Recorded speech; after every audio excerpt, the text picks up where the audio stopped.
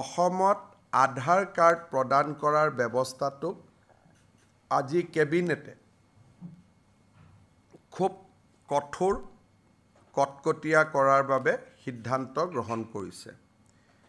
এতিয়াৰ পৰা ৰাজ্য চৰকাৰৰ সাধাৰণ প্ৰশাসন বিভাগে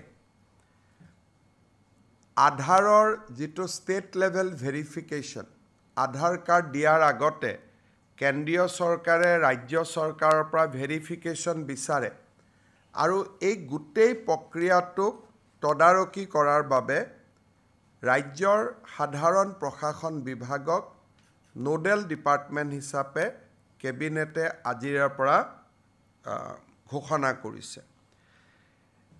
ইয়াৰ উপৰিও প্ৰত্যেকখন জিলা পৰ্যায়ত এজন এডিশ্যনেল ডেপুটি কমিশ্যনাৰক আধাৰ এনৰোলমেণ্ট ভেৰিফিকেশ্যন, অৰ্থাৎ কোনোবাই আধাৰৰ বিচাৰিলে তেওঁক প্ৰপাৰ ভেৰিফিকেশ্যন কৰা হৈছে নে নাই সেই গোটেই প্ৰক্ৰিয়াটো তদাৰক কৰাৰ কাৰণে জিলা আয়ুক্তই এজন অতিৰিক্ত জিলা আয়ুক্তক দায়িত্ব প্ৰদান কৰিব। GAD ডিপাৰ্টমেণ্ট আৰু ADCৰ পিছত আধাৰ দিয়াৰ আগতে ইনস্পেকশ্যনৰ বাবে আজিৰে পৰা ৰাজ্যৰ চক্ৰ বিষয়াসকল দায়বদ্ধ হ'ব। যেতিয়া এখন এপ্লিকেশ্যন UDI অৰ্থাৎ যি আমাৰ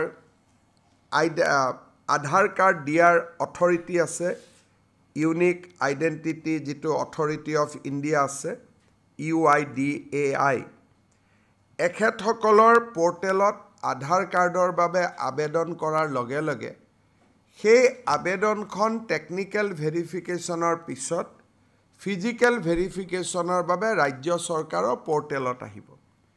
চাৰ্কুল অফিচাৰজনে প্ৰথম এই আধাৰ কাৰ্ডৰ আবেদনখন পোৱাৰ লগে লগে তেওঁ প্ৰথমে চাব যে ৰাজ্যৰ ৰাষ্ট্ৰীয় নাগৰিকপঞ্জী প্ৰণয়নৰ সময়ত এই ব্যক্তিজনে বা এই পৰিয়ালটোৱে বা তেওঁৰ পিতৃ মাতৃয়ে আবেদন কৰিছিলে নে নাই। প্ৰথম পৰীক্ষা হ'ব সেইটো। যদি দেখা যায় যে তেওঁ আবেদন কৰাই নাছিলে তেতিয়াহ'লে তেওঁৰ আধাৰ কাৰ্ডখন ৰাজ্য চৰকাৰে প্ৰত্যাখ্যান কৰি কেন্দ্ৰীয় চৰকাৰলৈকে প্ৰতিবেদন দিব। আৰু যদি প্ৰমাণিত হয় যে নহয় তেখেতে NRCত নিজকে ভাৰতীয় নাগৰিক বুলি আবেদন কৰিছিলে, তেতিয়া আমি নেক্সট ষ্টেজলৈকে যাম আৰু যিটো ফিল্ড ইনস্পেকশ্যনৰ ওপৰত উচ্চতম ন্যায়ালয়ৰ যি নিৰ্দেশ আছে সেই অনুসৰি তেওঁলোকক ফিল্ড ভেৰিফিকেশ্যন কৰি ভাৰতীয় নাগৰিক এখেত হয় এই ধৰণে সম্পূৰ্ণ প্ৰত্যায়িত হোৱাৰ পিছতহে তেখেতক আধাৰ কাৰ্ড দিয়া যাব। অৱশ্যে যিবিলাক ভাৰত চৰকাৰৰ কৰ্মচাৰী বিভিন্ন কামত 2014 চনৰ পিছৰ পৰা অসমত আছে, স্বাভাৱিকতে তেওঁলোক যিহেতু পশ্চিমবংগ, গুজৰাট, মহাৰাষ্ট্ৰৰ নাগৰিক অসমৰ NRCৰ বাবে আবেদন কৰা নাই, তেওঁলোকৰ ক্ষেত্ৰত এই নিয়মটো নাহিব। কিন্তু ফিজিকেল ভেৰিফিকেশ্যন বা ডকুমেণ্ট ভেৰিফিকেশ্যন তেওঁলোকৰ ক্ষেত্ৰতো আমি কৰিম। ইয়াৰ ফলত ৰাজ্যত আধাৰ কাৰ্ডৰ প্ৰদানৰ ব্যৱস্থাটো আমি অলপ টনকিয়াল কৰিব পাৰিম আৰু কোনো ধৰণৰ সন্দেহযুক্ত নাগৰিকে যাতে আধাৰ কাৰ্ড ল'ব নোৱাৰে তাৰ অন্তত আমি কিছু প্ৰতিবন্ধকতা সৃষ্টি কৰিব পাৰিম।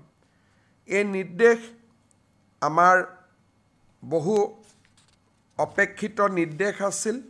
চাৰ্কুল অফিচাৰসকলে নাজানিছিল যে কেনেকৈ আমি কাক আধাৰ দিব লাগে, কাক দিব নালাগে। আজিৰ পৰাই এই SOPখন কাৰ্যকাৰী হোৱাৰ লগে লগে চাৰ্কুল অফিচাৰসকলে এটা নিৰ্দিষ্ট তদন্তৰ মাজেৰেহে আধাৰ কাৰ্ড দিব পাৰিব। এইটো এতিয়াৰ পৰা আৰু স্বয়ংক্ৰিয় ব্যৱস্থা হৈ নাথাকিব যেন আধাৰ আবেদন কৰিলেই আধাৰ পাম তেনেকুৱা ব্যৱস্থা হৈ নাথাকিব। আজি কেবিনেটে ই এটা খুব ডাঙৰ আৰু গুৰুত্বপূৰ্ণ সিদ্ধান্ত গ্ৰহণ কৰিছে।